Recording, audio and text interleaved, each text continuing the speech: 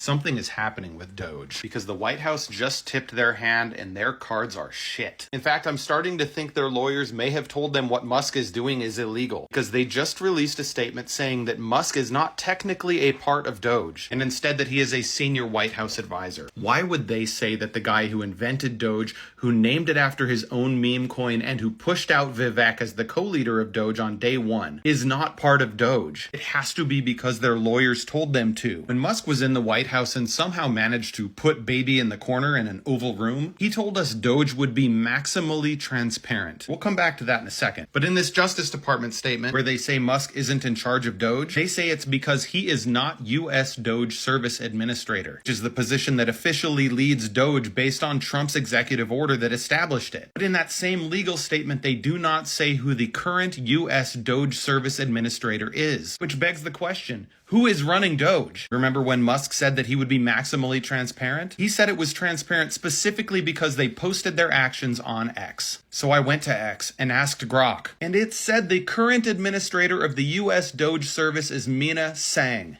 Who is Mina Sang? She was Joe Biden's director of the U.S. Digital Service, which Trump renamed to the U.S. Doge Service. Sang left office on January 20th with Joe Biden, which begs the question, who is her successor? According to Donald Trump, on December 22nd, Elon Musk. When I started shooting this video, it had him listed as her successor on Wikipedia. Information that at the time was sourced to the Washington Post. Information that in the past 10 minutes has been removed. I'm not going to speculate as to what happens next because I genuinely have no clue. But what I can do is thank the attorneys general from all of those blue states suing Doge today because their actions are forcing this Doge infection into daylight. And daylight is the best disinfectant. How are we missing this so badly? We are 24 hours into the soap opera breakup between Trump and Musk, and there's one comment I can't stop reading. You've probably read it 3 times today already. The girls are fighting. The girls are not fighting.